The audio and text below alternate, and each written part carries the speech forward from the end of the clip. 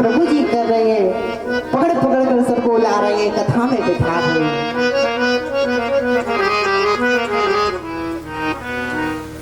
सभी लोग कथा सुनने आए। भागवत कथा की महिमा गई। उस भागवत कथा की महिमा के प्रभाव से आज वहीं सभी लोगों के बीच में भक्ति महारानी का प्रकोप हो गया, वहीं प्रकट हो गई। दोनों पुत्र हैं। भक्ति महारानी नृत्य करने लगे। ऋषियों ने पूछा, आप कौन हैं? नारद जी ने कहा, ये भक्ति महारानी है, इन्हीं के लिए भागवत कथा का आयोजन होने जा रहा है। भक्ति महारानी ने पूछा कि हम कहाँ बैठे, हमें बैठने के लिए स्थान बताइए। ऋषियों ने कहा कि आप जाकर के संतों के भक्तों के हृदय में निवास कीजिएगा। आप भक्तों के हृदय में निवास करेंगे तो हमेशा अपनी अवस्था में रहोगे, कलयुग का प्रभाव पड़ने वाला नहीं है।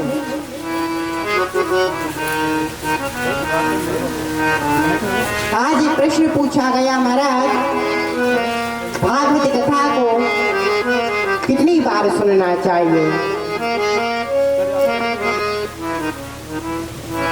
कहते हैं सदा सदा सेव्या श्रीमद्भागवते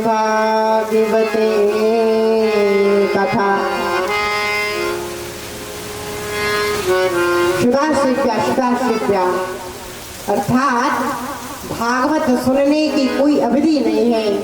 भागवत कथा कितनी बार सुने इसका कोई निर्णय नहीं है। हमेशा कथा सुनते रहो। जब जब कथा सुनोगे महाराज, तब तब एक नई भक्ति उत्पन्न होगी, एक नई ऊर्जा उत्पन्न होगी। कहते हैं कि भोजन में तो मात्रा है, लेकिन भजन में मात्रा नहीं है। आप भोजन को बोलोगे ना तो भापे ओ की मात्रा आती है, और भजन में बिल्कुल मात्रा ना आते। भा जाना बिल्कुल सरल है। अर्थात कहते हैं कि भजन में कोई मात्रा नहीं है और भोजन में तो मात्रा है।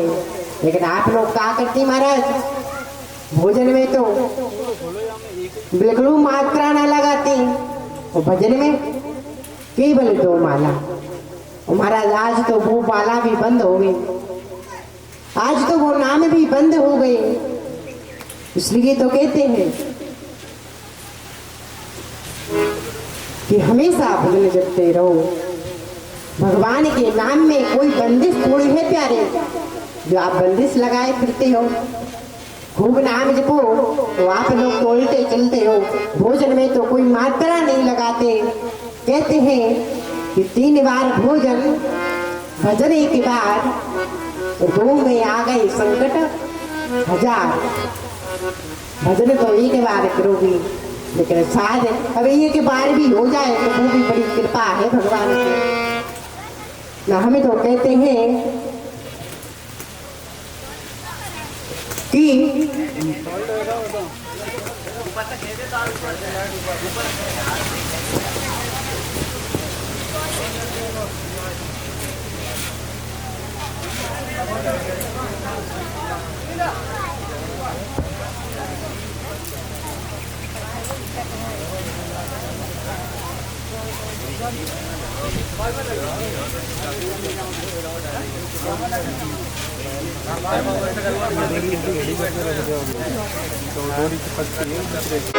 हरे नाम में क्या बंदिश दिन रात कीजिए। हरे नाम में क्या बंदिश दिन रात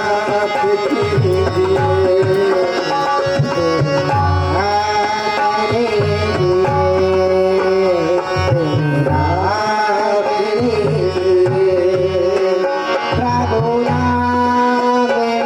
क्या बंदिश दिन रात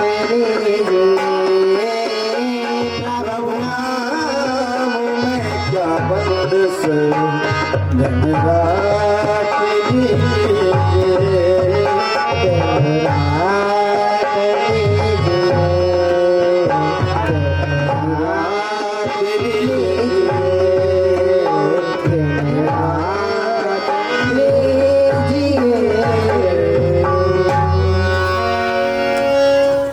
भगवान के नाम में कोई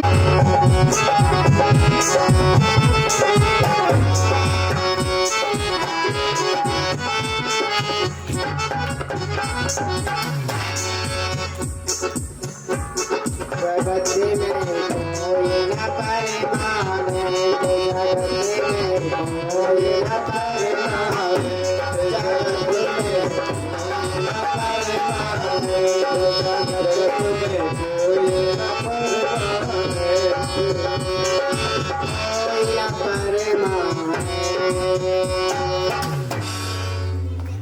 बोलिए श्री भक्त वत्सल भगवान की जय हो, बोलिए श्री हनुमान जी महाराज की जय हो, बोलिए श्री बाके बिहारी लाल की जय हो, बोलिए श्री संत बाबा महाराज की जय हो, बोलिए भक्त वत्सल भगवान की। जय हो। इस धरा पर जो आया है प्यारे, सभी को जाना है। आत्मदेव जी को गोकर्ण जी ने समझाया, पिताजी परिवार में बेटों में कुछ नहीं रखा, आप इस घर को त्याग कर बन की ओर गमन कीजिए, तो भगवान का ध्यान करके इस देह को त्याग कीजिएगा। ऐसा ज्ञान दिया। आत्मदेव जी तो बन की ओर चल पड़े, लेकिन महाराज आज धुंधकारी ने अपनी माँ से धुंधली से पैसे मांगे, तो आज माता धुंधली ने पैसों देने से इनकार कर दिया, मना कर दिया। तो आज धुंधकारी ने धुंधली को कुएं में पटक दिया।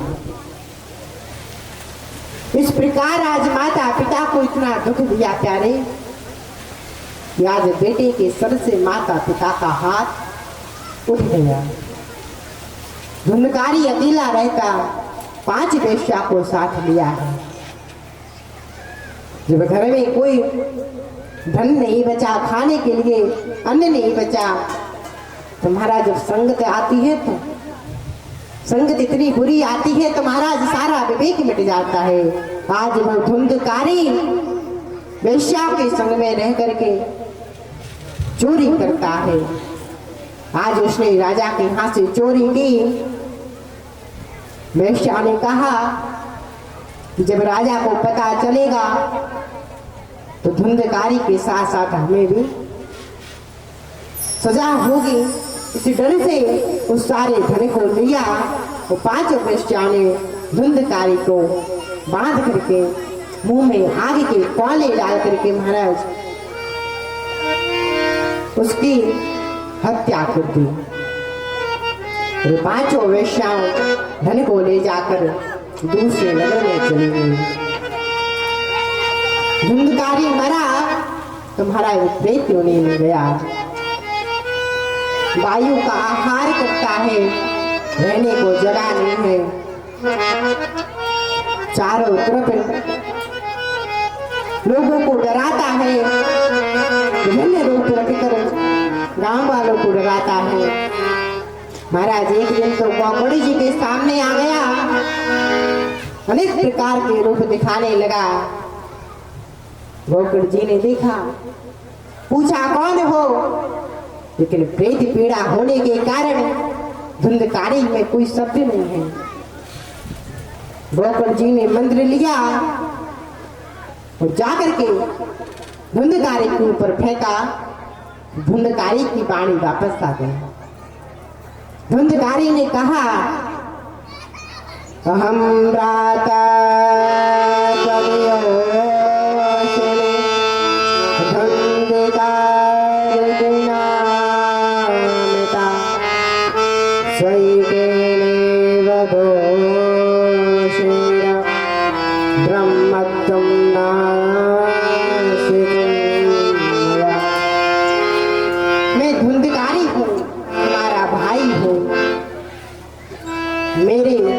दुष्कर्मों के कारण मुझे प्रेत पीड़ा में जन्म लेना पड़ा। और आज इस प्रेत पीड़ा से मैं बड़ा ही पीड़ित हो रहा हूँ। मेरी मुक्ति का कोई तो उपाय कीजिए। धुंधकारी के कर्मों को याद करके गोकर्ण जी ने कहा, जब जो भी कर्म किए होंगे आखिरकार है तो हमारा भाई ही, उसकी मुक्ति करना हमारा धर्म है। ये होता है भाई, भाई कितना भी गलत हो लेकिन भाई भाई होता है। लेकिन आज सगा भाई को दुश्मन बनाया जा रहा और दूसरे को भाई बनाया जा रहा। ऐसी दुर्दशा हो रही प्यारे। गोकर्ण जी ने अनेकों प्रकार के उपाय किए, गया जी में गए, बहुत प्रकार से श्राद्ध किया, लेकिन फिर भी धुंधकारी की कोई भी मुक्ति हो नहीं रही।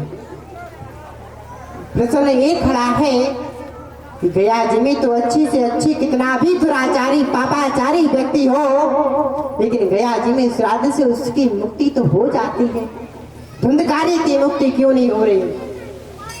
क्योंकि गोकर्ण जी संकल्प ले रहे महाराज। उस संकल्प में गोकर्ण जी ने आत्मदेव जी का गोत्र लगाया है। तो धुंधकारी का गोत्र कौन सा है? धुंधकारी तो धुंधली की बहन का बेटा है। और अब ये बात तो गोकर्ण जी जानते नहीं है, तो गोत्र गलत लग रहा है। इसलिए जब आप पूजा पाठ करते हो तो पंडित जी आपसे संकल्प कराते हैं महाराज, गोत्र उच्चारण करवाते हैं। अभी कुछ लोग तो महाराज ऐसे होते हैं जिन्हें गोत्र ही पता नहीं होता हमारा गोत्र का है, और कुछ उल्टा सीधा गोत्र ले दिया महाराज तो सारी पूजा आपकी विफल हो जाती है, केवल गोत्र के नाम के आधार पर। आज गोकर्ण जी ने गोत्र गलत बोला तो श्राद्ध से मुक्ति नहीं हुई। सभी मुनि और ऋषियों के पास गए, अनेकों प्रकार के साधन पूछे, लेकिन कोई भी एक मत नहीं हुआ।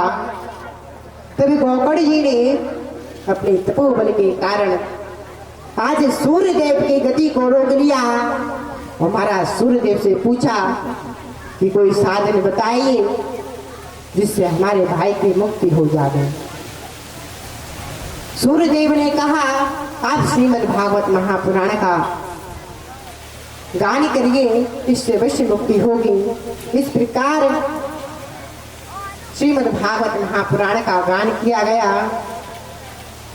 और आज सभी लोग आए हैं, पूरे गांव ने भागवत कथा का रसपान किया, जिसके प्रभाव से महाराज धुंधकारी भी आया है, लेकिन प्रेत पीड़ा होने के कारण एक जगह पर ठहर नहीं पा रहा है।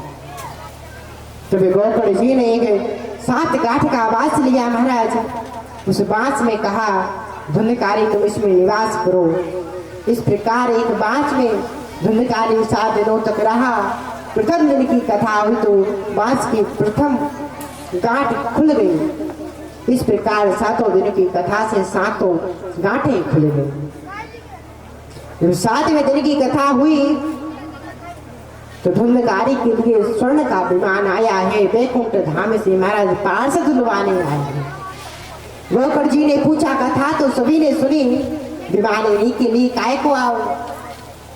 कहा, जिस प्रकार धुंधकारी ने कथा सुनी उस प्रकार आप लोगों ने कथा नहीं सुनी, क्योंकि महाराज कथा में बैठे तो सभी थे, जैसे आप सभी बैठे, ऐसी कथा में बैठे तो महाराज सभी लोग थे, लेकिन कछु ने कथा सुनी। महाराज को तो श्रोता है और कोई महाराज सोता है और कोई महाराज सरोता है।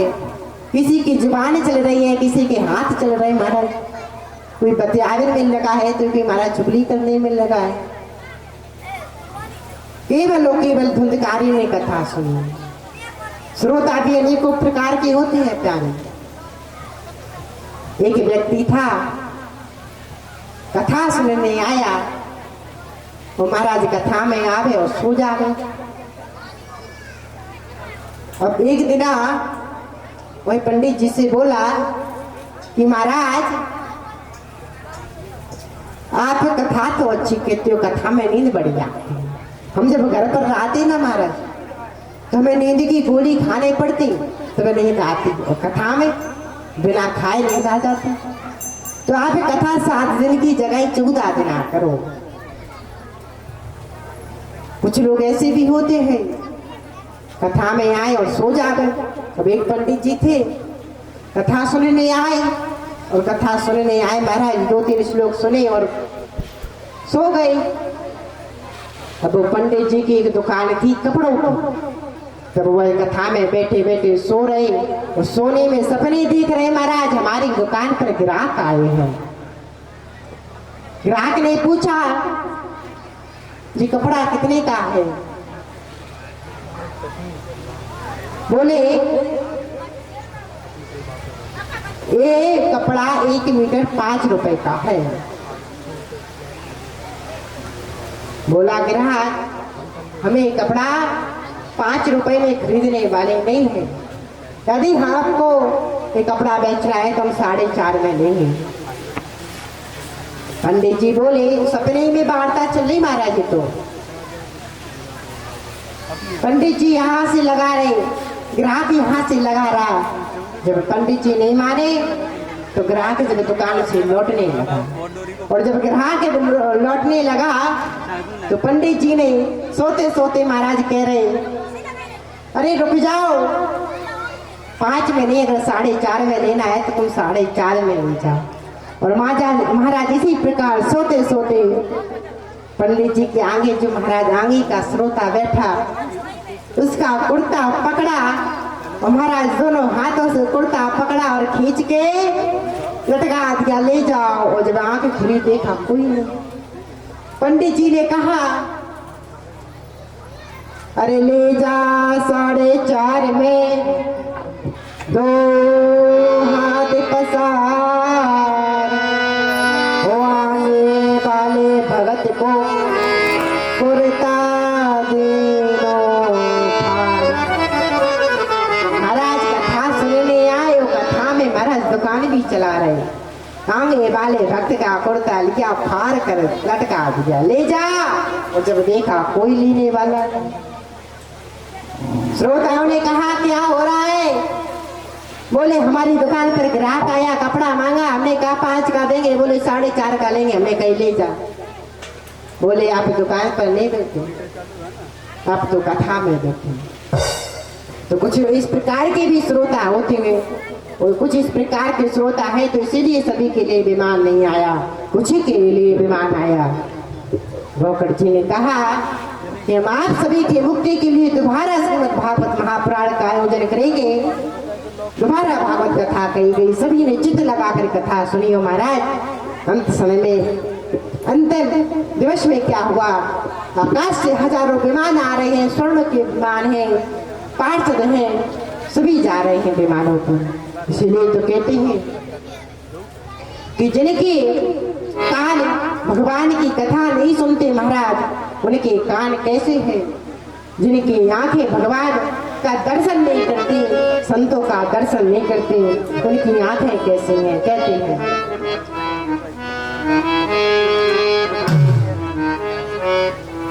गोस्वामी तुलसीदास जी महाराज कह रहे हैं जिन हरे कथा सोने नहीं काना, जिन हरे कथा सोने नहीं काना, जिन हरे कथा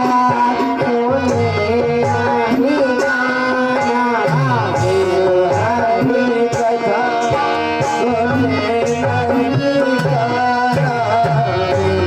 हरे कथा सोने नहीं काना, हरे कथा सोने नहीं काना, है रंग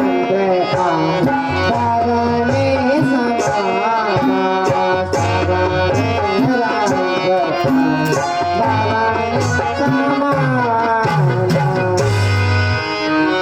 कहते हैं जिन्हें हरि कथा सुनी नहीं काना, जिनके कान भगवान की कथा नहीं सुनते महाराज, उनके कान हरि की कथा के बिना महाराज कैसे हैं?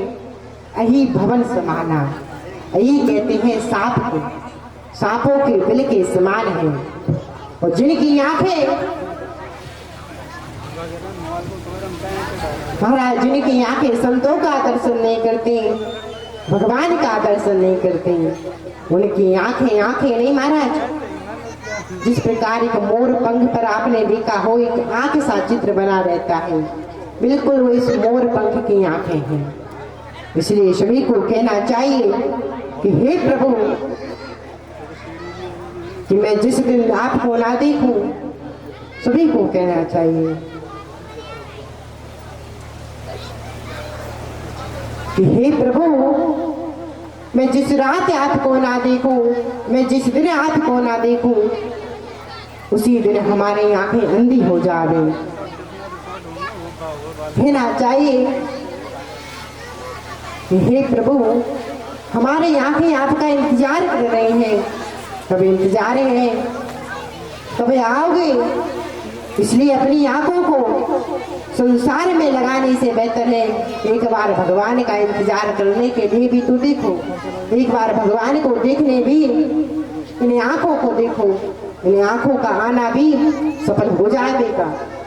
यदि आप इन आंखों से केवल इस संसार को देखते रहे तो ये आंखें आंखें नहीं है। अरे आंखें तो वो है जो भगवान को देखे, जो संतों को देखे। इसलिए भगवान से कहना है,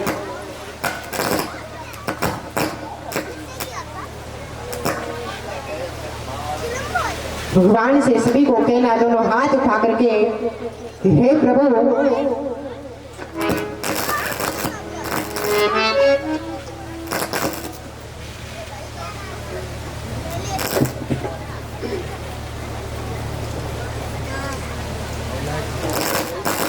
तो सभी लोगों को मीठी मीठी तालियों के साथ दोनों हाथ उठाकर कहना है, प्यारे, जब से आप सुबह से आए महाराज हाथ पे हाथ रखे बैठे, न तो आपने हमें अपना बोल सुनाया, न तो हम तालियां बजाने को कहे तो उतनी ही तालियां बजती।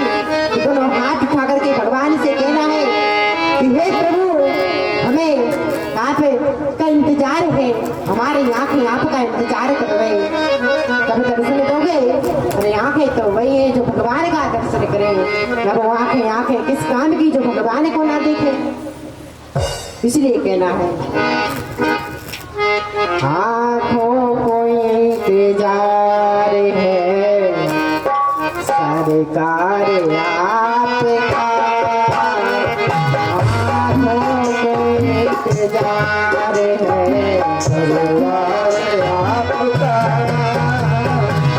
आंखों को इंतजार है सरकार आपका, आंखों को इंतजार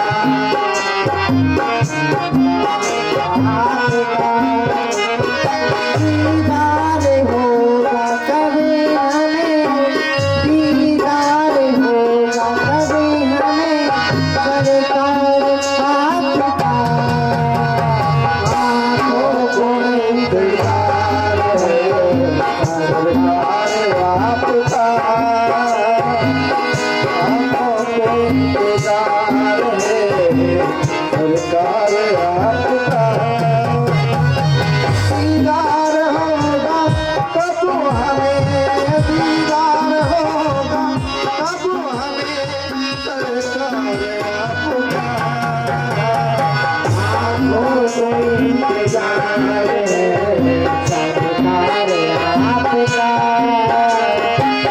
आंखों को इंतजार है सरकार आपका।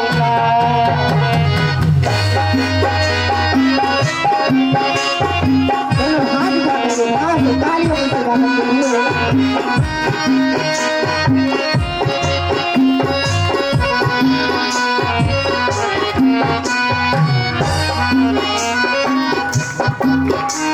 कहना क्या प्रभु, हे प्रभु, अरे हमें इतनी दोपहरी में, अरे इतने दूर से आपके द्वार पर आए हैं, और फिर भी आप हमें दर्शन न तो इतने तो निष्ठुर नहीं हो। कहना पड़ेगा आप सभी को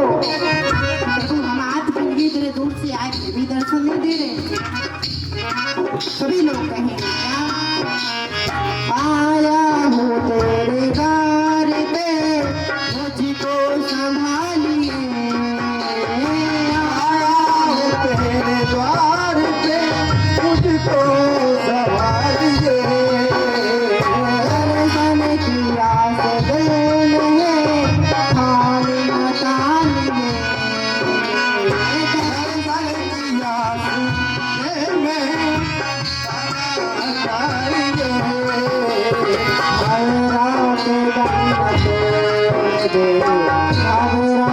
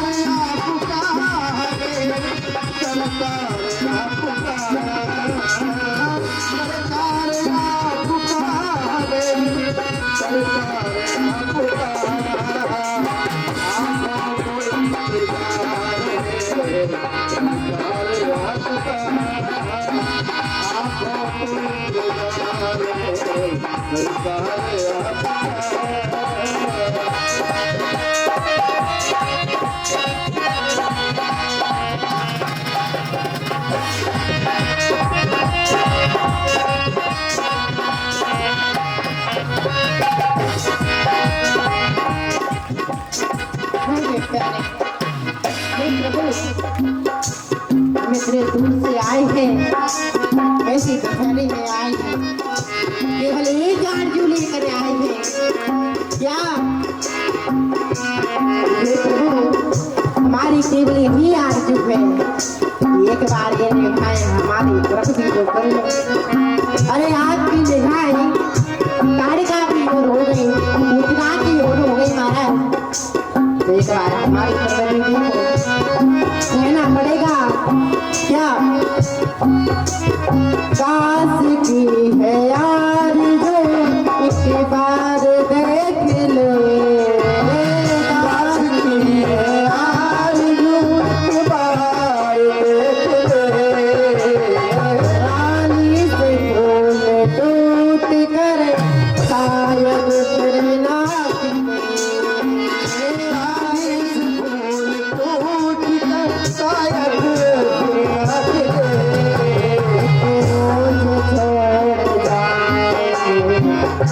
रोज छोड़ जाएंगे संसार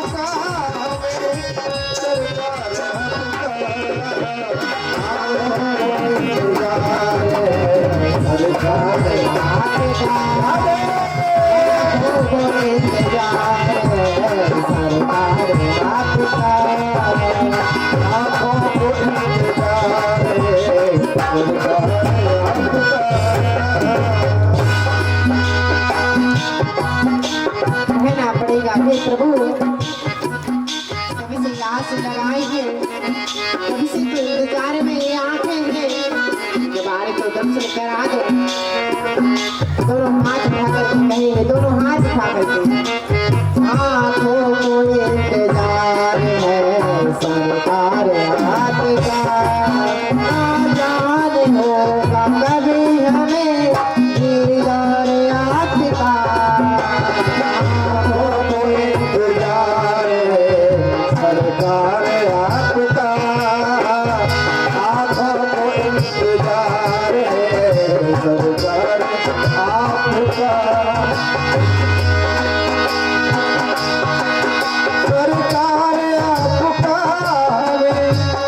सरकार आपका है सरकार आपका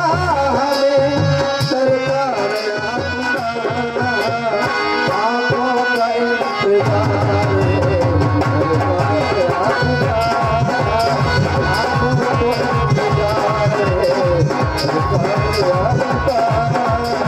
आंखों को इंतजार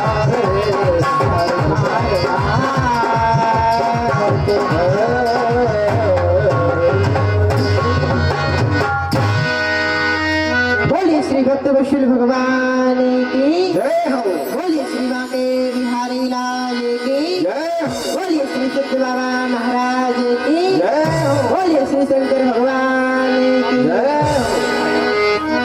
इस प्रकार ये तो रही श्रीमद् भागवत महापुराण की महिमा ऐसी है प्यारे। इसको सुनकर धुंधकारी जैसा पापाचारी भी तर गया। महाराज इस भागवत को सुनकर भक्ति महारानी का दुख दूर हुआ। इस भागवत को सुनकर ज्ञान वैराग्य का बुढ़ापा दूर हुआ। ऐसे श्रीमद् भागवत है प्यारे। सभी लोग 88,000 ऋषि नैमी शरण तीर्थ में बैठे बैठे महाराज जी कह रहे हे प्रभु इस श्रीमद् भागवत महापुराण क्या है। आज 88,000 ऋषि प्रश्न कर रहे हैं। 6 प्रश्न पूछे। इन 6 प्रश्नों को उत्तर हमें आपको इस 7 दिना की कथा में ही देंगे।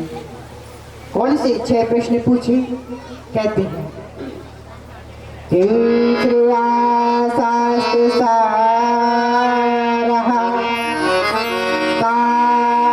काशावतार पूजन किं कर्म के विताराश्य धर्माता शरणागत। पूछा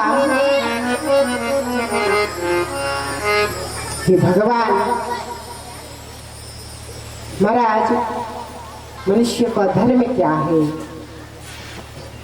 शास्त्रों में अनेकों प्रकार के कर्म बताए गए हैं लेकिन मनुष्य को क्या करना चाहिए कोई एक कर्म बताइए। पूछा भगवान का अवतार क्यों हुआ।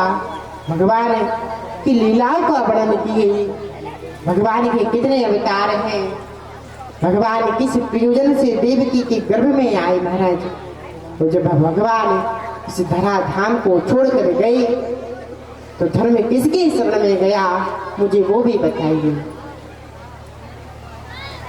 इस प्रकार प्रश्न पूछे महाराज। आज अपने गुरुदेव का श्री सुखदेव जी का मंगलाचरण किया।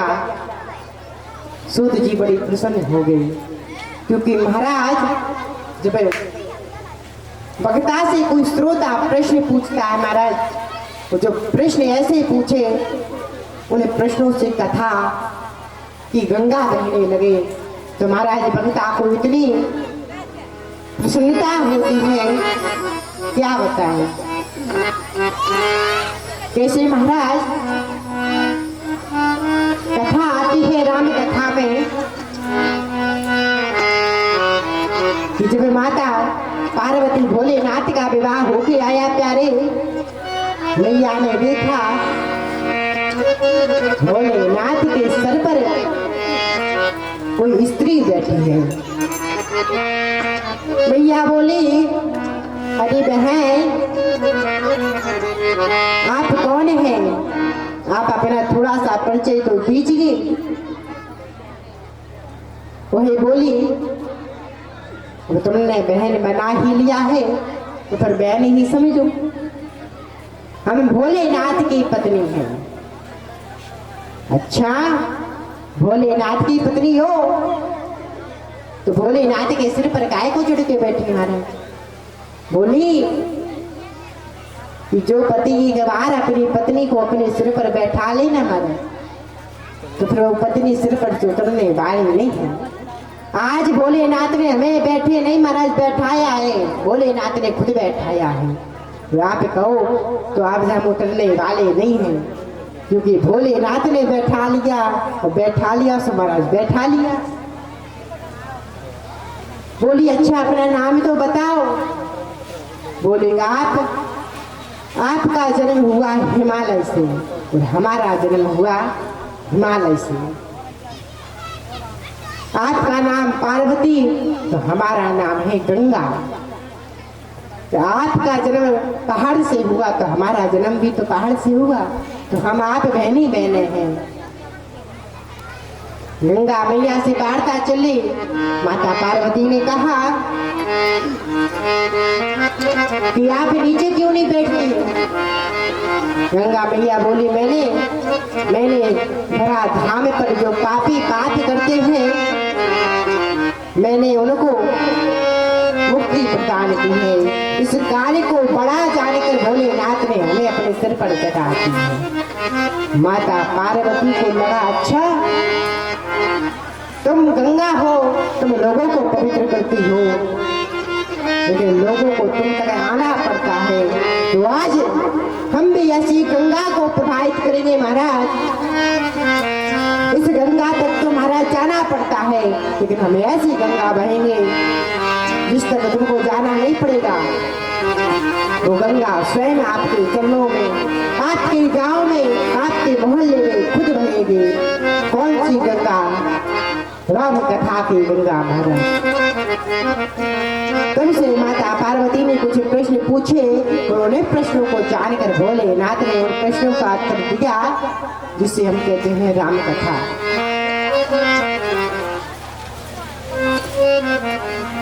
जब कोई श्रोता वक्ता से प्रश्न पूछे और ऐसे प्रश्न पूछे जिससे कथा चालू हो जाए तो महाराज वक्ता को बहुत ही प्रसन्नता होती है। उसी प्रकार आज 88,000 ऋषियों ने भगवान की कथा से लेकर प्रश्न पूछे। कैसे?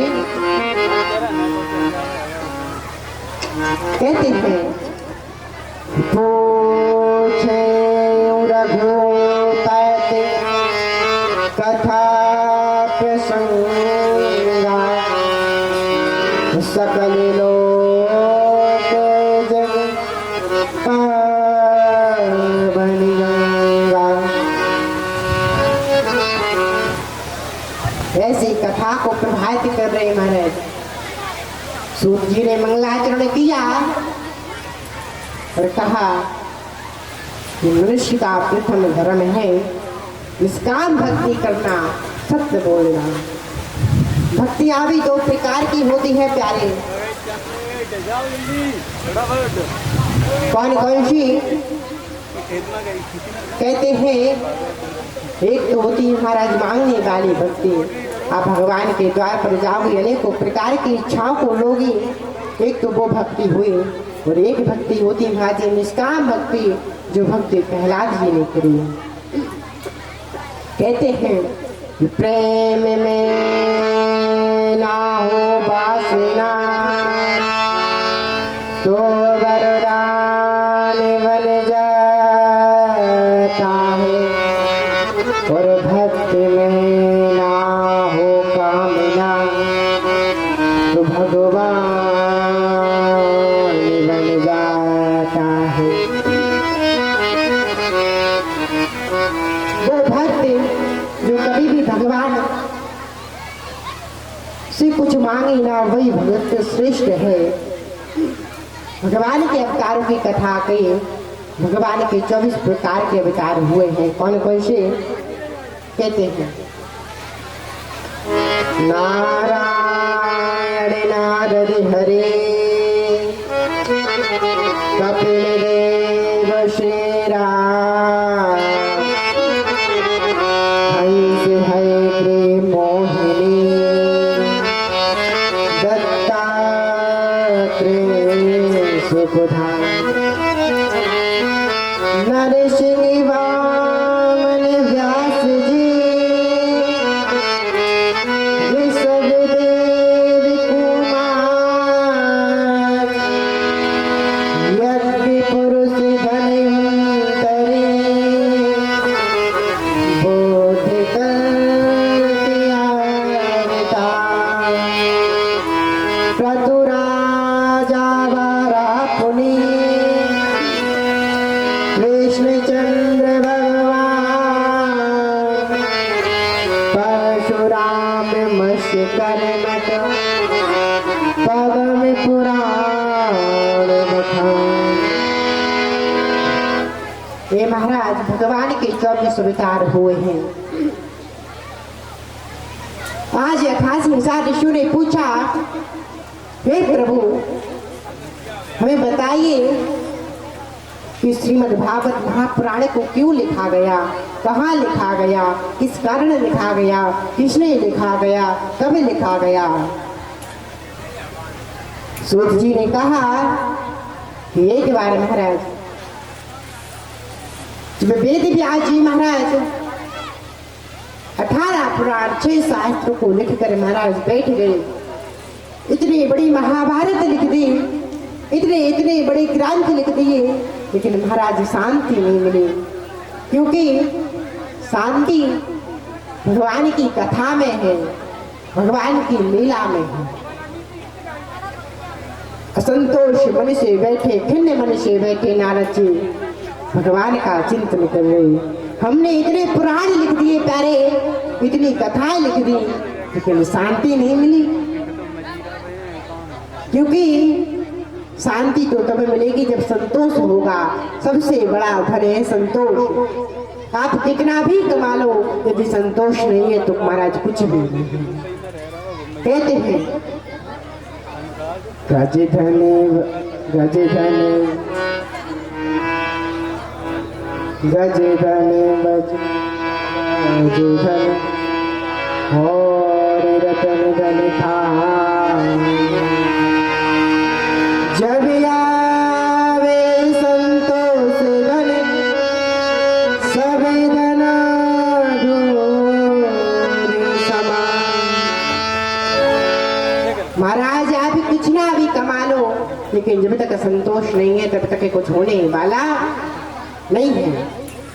आज व्यास जी भी इस प्रकार बैठे खिन्न मन से भगवान का चिंतन कर रहे। भगवान तो आए नहीं, नारद जी आ गए महाराज। कैसे? श्रीमन नारायण नारायण हरे हरे नारायण नारायण।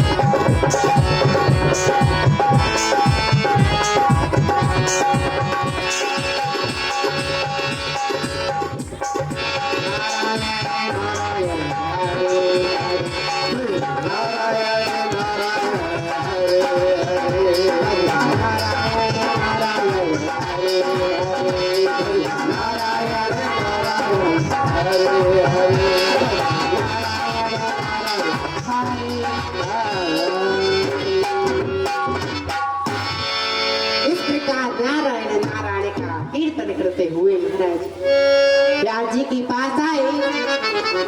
कहा आप ऐसी काहे को बैठे? व्यास जी ने कहा हमने 18 पुराण लिख दिए महाराज, 6 शास्त्र लिख दिए, लेकिन शांति नहीं मिल रही।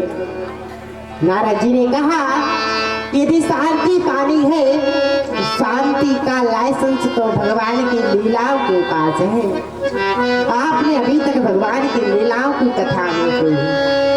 आप भगवान की लीलाओं की कथा को कहिए, आपको अवश्य शांति मिलेगी। क्योंकि भगवान की लीलाओं की कथा में इतनी शक्ति है प्यारे। मैं एक पूर्व जन्म में दासी पुत्र था, लेकिन संतों का संग हुआ तो महाराज आज कहाँ ब्रह्मा जी के पुत्र के रूप में प्रकट हुआ हूँ। केवल संत के संग किया, केवल संतों की सेवा की, केवल संतों का संग किया। इसलिए आप भी संतों का संग करिए, भगवान की कथा लिखिए। कहते हैं विनो सत्संग विवेक न होय, विनो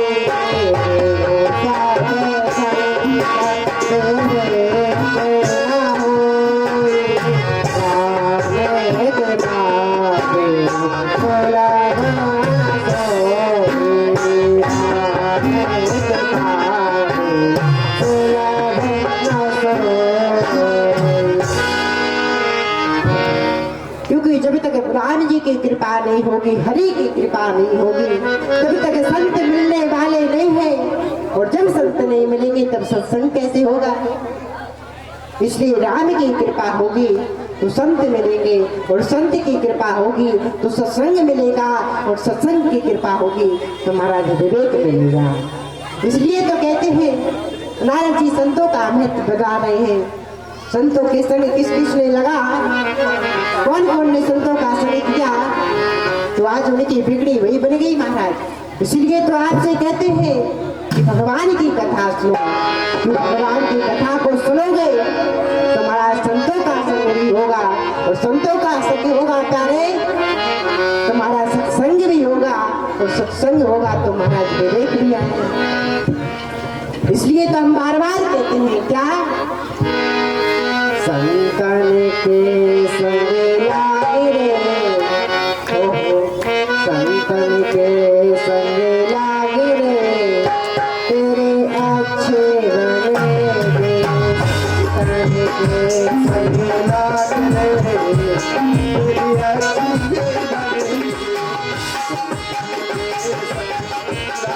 रे, तेरे अच्छे बनेंगे।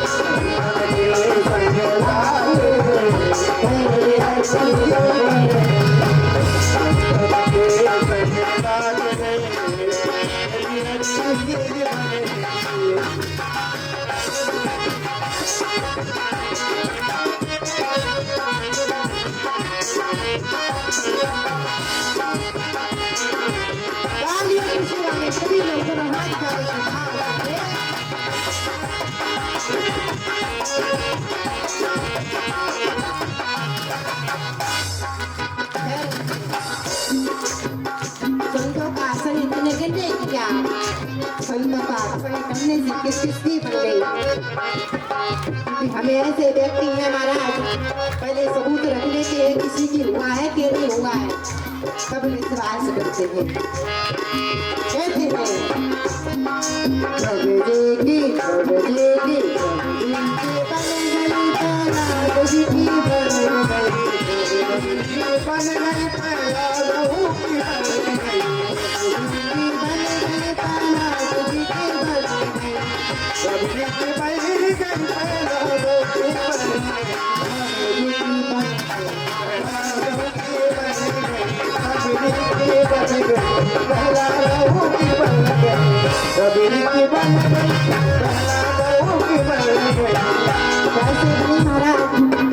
कहा करने पड़ेगा करने के लिए।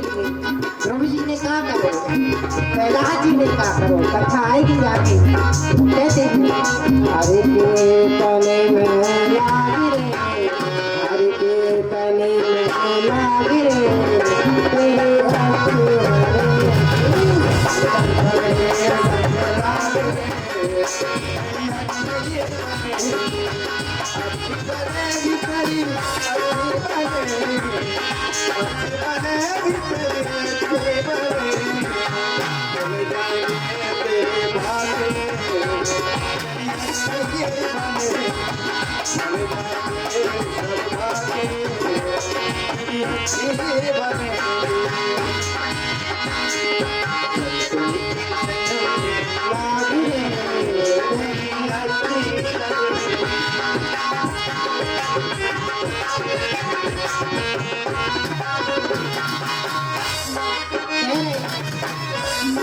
क्या होगा संतों का संग करेंगे महाराज, पति को फायदा होगा ना।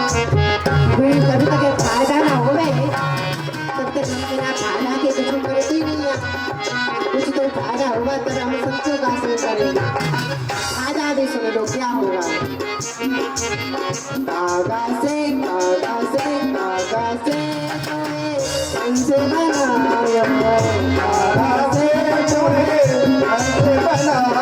दादा से तुम्हें हंस बनायो दादा से तुम्हें हंस बनायो हंस बनायो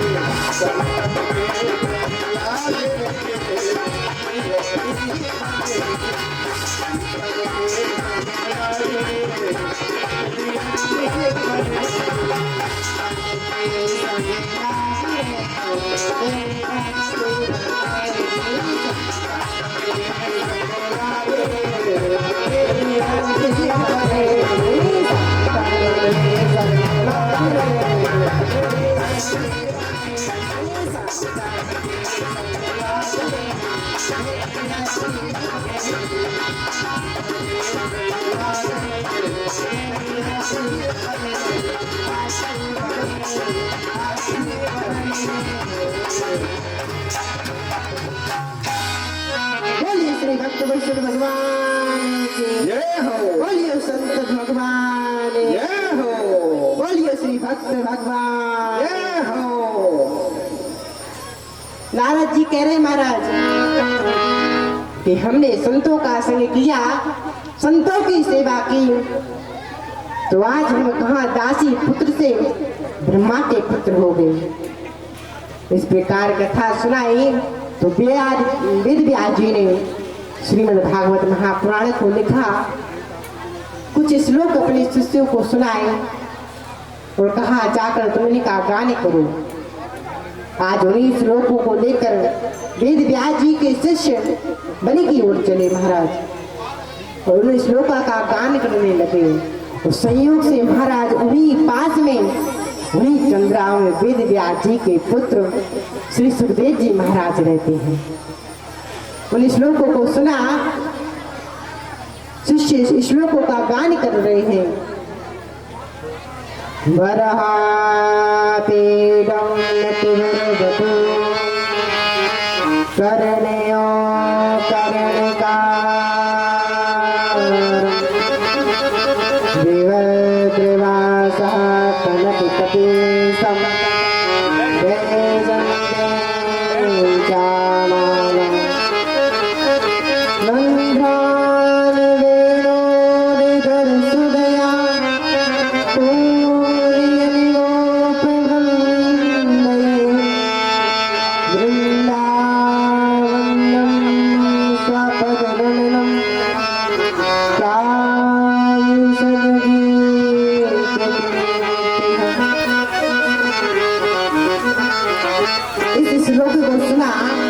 इसमें भगवान का स्वरूप का वर्णन किया गया।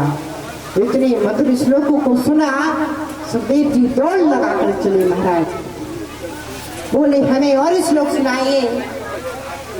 शिष्यों ने कहा हमारे जो जो राधा रानी की तरफ होगा, जो बिहारी जी की तरफ होगा, उनके हाथ तो ऊपर रहेंगे, और जो महाराज अधर्म की ओर होगा, पाप की ओर होगा, उनके हाथ ही नीचे रहेंगे। सभी को हाथ उठाना है और कहना है क्या,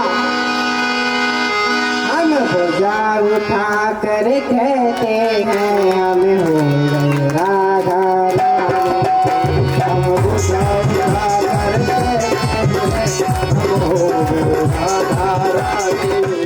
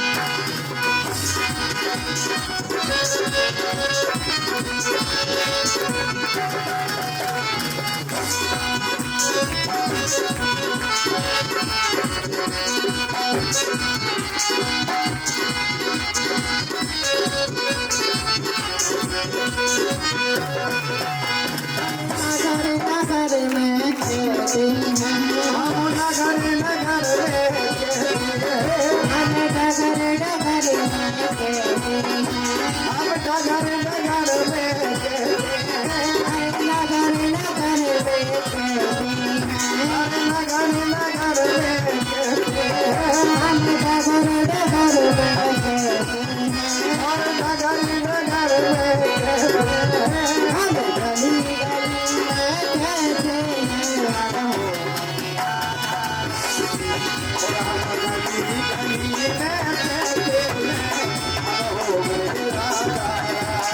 उठा उठा कर खेलते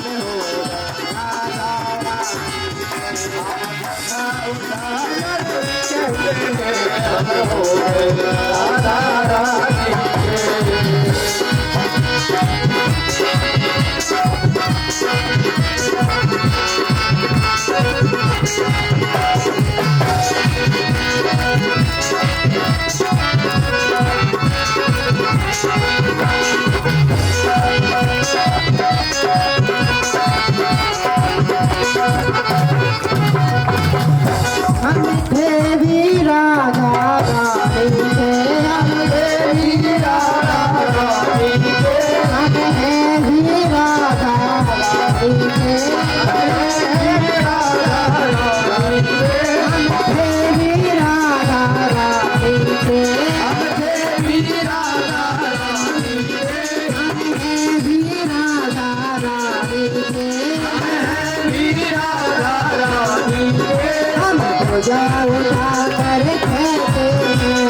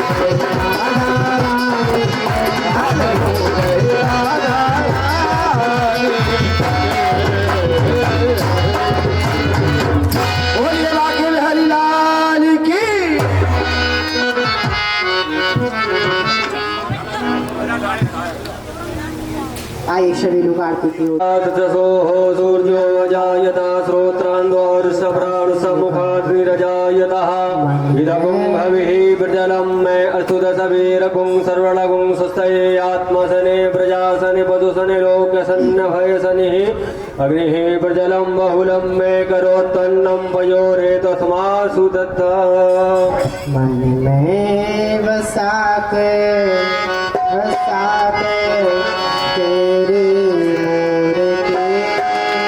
उतारूं मैं हर पल मेरी आरती मैं बसा तेरी मूर्ति उतारूं मैं हर पल मेरी आरती मैं बसा तेरी मूर्ति उतारूं मैं हर पल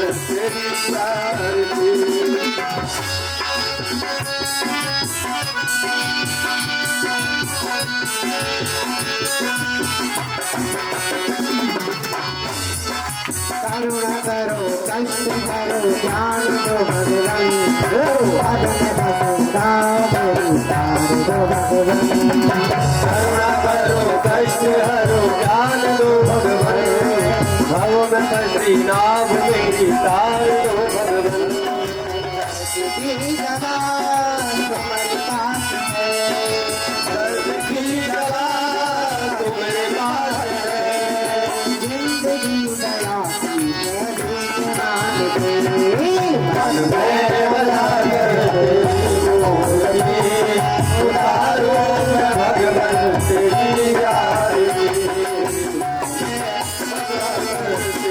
मूर्ति उतारो भगवान तेरी आरती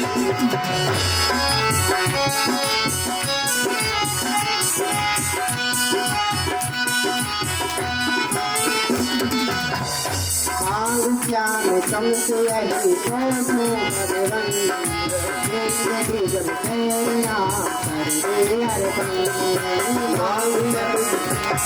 मांग भगवान जिंदगी जब तेरे नाम कर दी अर्पण सब कुछ तेरा सब कुछ तेरा कुछ नहीं मेरा चिंता है मुझको करो मन में बसा कर तेरी मूर्ति उतारूं भगवान तेरी आरती मन में बसा कर तेरी मूर्ति उतारूं भगवान तेरी आरती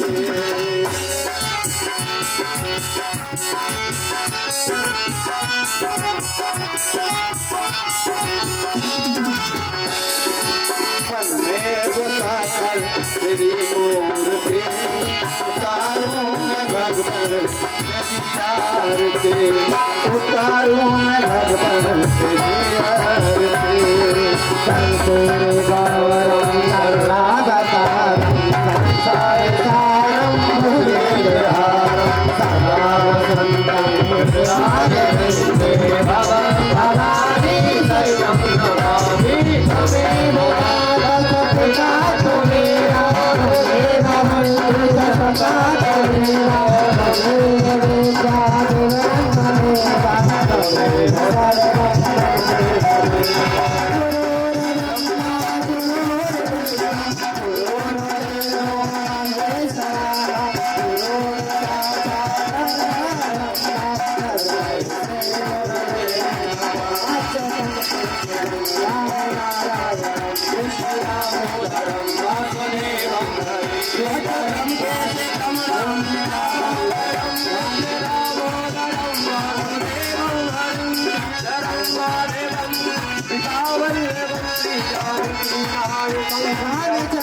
तमेव